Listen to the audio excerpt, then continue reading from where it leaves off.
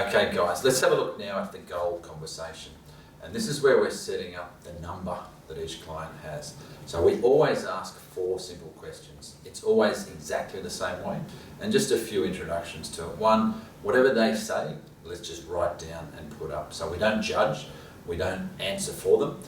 We always use their numbers. So let's have a run through and we'll talk about that, how it might flow. So the first question is always, Fred and Mary, if you were retired right now, how much would you need coming in each year to pay for life? Now let's say they say 65,000. We simply write that down. So 65,000. We say, okay, that's the first question. And as I said, don't judge, don't assume anything, don't think that's high, don't think that's low. They might ask some questions. Some of the questions they might ask is that after tax? And just say, yep. Is that after the kids have grown up? Yep. Is that after the mortgage is paid off? Yep. They'll generally know. 90% of people will just say a number. And if they say what's normal, say it's whatever is right for you. 90% of people will just come up with a number. So that first question again, if you were retired right now, how much would you need coming in each year to pay for life? So note, it's a cash flow question, not a taxable income question. It's your job as the planner to work out all that stuff later. So that's question 1. Question 2, now does that cover all the nice things? Like holidays, nice restaurants, all the things you want to do regularly, or would you need to allow a bit extra?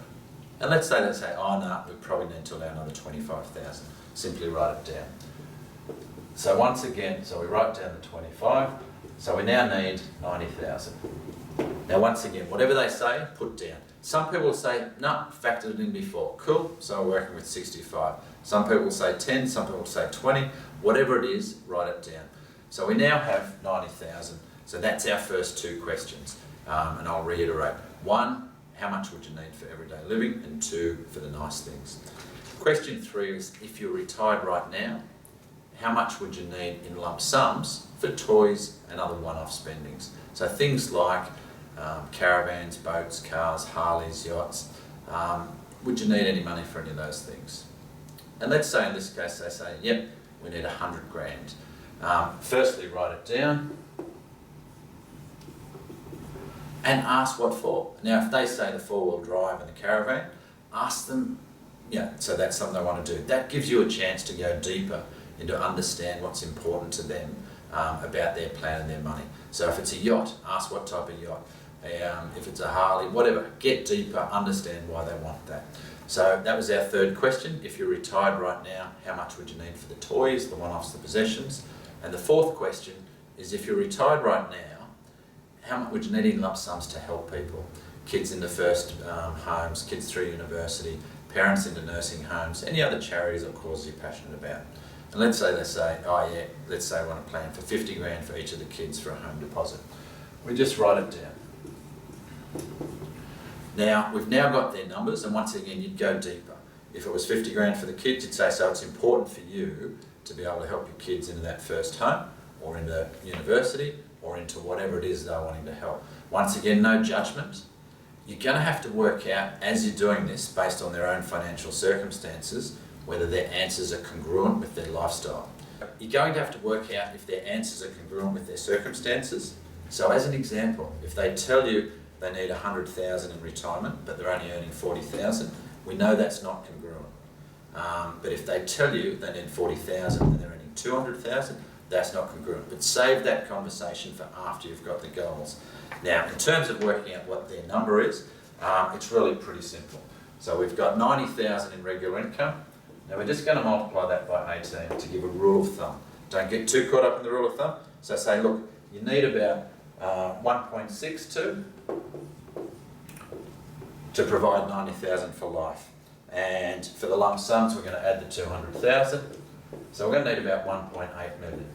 We then simply crunch the financial calculator. We use the pathway to wealth calculator and say, look, and in 15 years, you're actually going to need about 2.8 million at 3%. Once you've got the number, you then want to make sure they're attached to it emotionally. So we quite simply say, so Fred and Mary, if you had 1.8 million right now, or 2.8 million in 15 years, you'd have enough to spend $100,000 on that 4-wheel drive and the caravan, 50,000 for each of the kids for the house deposit, and 90,000 of income for life. And then we ask them always 2 questions. So Fred and Mary, if you had $1.8 million right now, would you retire? Now, once again, whenever you ask a question, be quiet and listen. You'll get some valuable tips. So when we ask that question, if you had 1.8 million right now, would you retire? They're going to answer in one of two ways. They're either going to say, yes, we would, and which is saying, that's great, so that's a position you'd like to be in, and they say, yeah.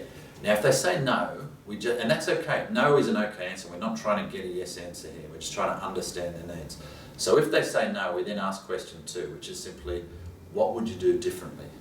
And then shut up and listen. And nearly always they'll say, I'd spend less time at work, or less time on other things and more time with other things.